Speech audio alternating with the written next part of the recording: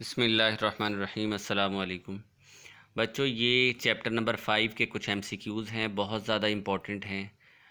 आपने ये सारे कर लेने और अच्छी तरह और याद कर लेने इनको। और इसमें से जो एमसीक्यूज़ ऐसे होंगे जो सपोज़ स्मार्ट सिलेबस में नहीं है तो उसको मैं कोशिश करूँगा उस पे ज़्यादा टाइम ना वो किया जाए, आपका वेस्ट उसको इतना डिस्कस ना किया जाए। लेकिन बाकी के एमसीक्यूज़ आपने अच्छी तरह याद करने।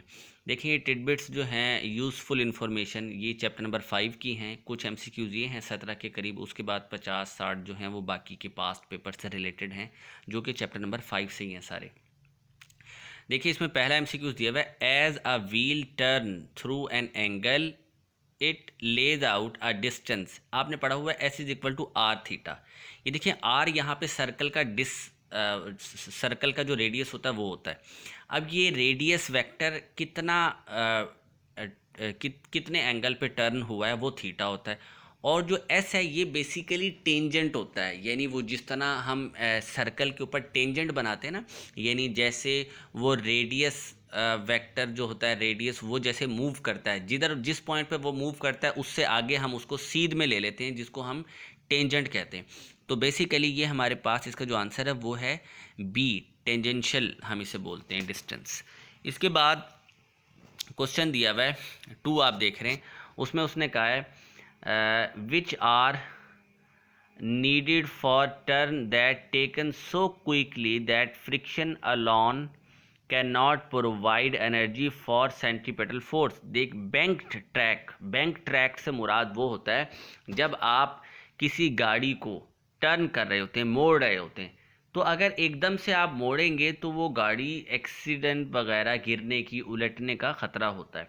तो हम क्या करते हैं कि हम बेसिकली उसमें ना बैंक्ड ट्रैक बनाते हैं, ऐसा ट्रैक बनाते हैं जो थोड़ा सा कर्व होता है, यानी सीधी सड़क नहीं होती, वो सड़क थोड़ी सी कर्व में होती है, यानी जिस साइड पे आप मोड़ रहे होते हैं उस तरह वो कर्व में होती है कि यानी जब आप मोड़ते हैं तो वो ना दूसरी तरफ उलटती नहीं है, थोड़ा सा एक साइड सड़क की निचली होती है और एक साइड थोड़ी सी ऊंची होती है। इस टाइप के ट्रैक को ना बैंक ट्रैक कहते हैं, जिस पे गाड़ी गिरने का ख़तरा कम होता है।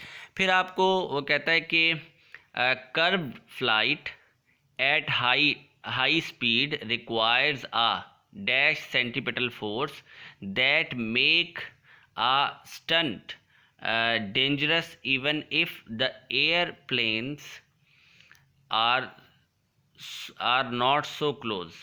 अब देखें, वो ये कहता है कि कर्व फ्लाइट जो है eight high speed required a large centripetal force. ये लार्ज वाला जो इसमें ज़रूरी है, यानी लार्ज सेंटीपिटल फोर्स से मुराद ये है कि ऑब्वियसली अगर सेंटीपिटल फोर्स ज़्यादा होगी तो उन दोनों के दरमियान जो एक डिस्टेंस जो है वो कम होगा, क्योंकि आपने फार्मूला पढ़ा हुआ है F is equal to M V square over are.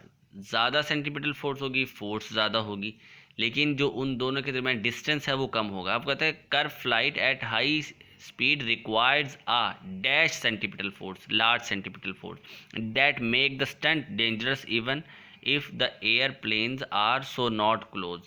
तो ये आपने इसका ये वाला आंसर कर लेना है। 2 cylinders of equal mass, 2 cylinder हैं, मैसेज जो हैं दोनों के सेम हैं। Which mass has larger rotational inertia. देखें, 2 मैस हैं, आप सिमिलर मैस की बॉडीज़ हैं, सिलेंडर हैं। अब आपको पता है मोमेंट ऑफ इनर्शिया जो है, रोटेशनल इनर्शिया, वो होता है एम आर स्क्वायर। एम तो दोनों का सेम है, अब आर जिसका ज़्यादा होगा ऑब्वियसली वो उसका ज़्यादा रोटेशनल इनर्शिया होगा। तो इसलिए हम कहते हैं लार्जर डायमीटर हो या रेडियस हो, ऑब्वियसली जो लार्ज होगा तो उसका ज़्यादा एनर्जिया होगा। 5वें वो कहता है as the sphere rolls to a bottom to incline surface. अब आपने कोई रोल्स जो है ना वो इंक्लाइंड कर दिए, वो छोड़ दिए, किसी बॉटम की तरफ आ रहे हैं, किसी सरफेस से, इंक्लाइन से। Its gravitational potential energy is change to, वो कहता है gravitational potential energy, kinetic energy of rotation और काइनेटिक एनर्जी ऑफ ट्रांसलेशन। जाहिर है वो नीचे की तरफ आ रहा है तो काइनेटिक एनर्जी 2 किस्म में होती है, वो ना रोल होता हुआ आ रहा है, बॉडी इनक्लाइन से एक रेड से नीचे की तरफ रोल होता हुआ, तो जाहिर है उसमें रोटेशनल और काइनेटिक ट्रांसलेशनल दोनों एनर्जीज होंगी, तो सी इसका बोथ ए बी। जो 6 क्वेश्चन है इसमें आप देखें, as the wheel roll it has translational plus rotational दोनों एनर्जीज होती हैं। Global positioning system tracked immediately the dash when switch on mobile phone, ज़ाहिर है लोकेशन वो कहता है फ़ौरन इमीडिएटली ट्रैक्ट कर लेता है। फिर वो कहता है your apparent weight differ from your true weight when the velocity of elevator changes at start at the end of, ये ए और बी इसका भी दोनों आपने करना है। Which satellite is first human satellite of earth, ये साइंटिस्ट का नाम याद रखेंगे, इसने पहला सैटेलाइट दिया था, ए आंसर है इसका भी। तो उसने कहा when Hawaii island stepped into space the first human satellite, ये 1984, ये भी बुक के अंदर है, आपने याद रखना है।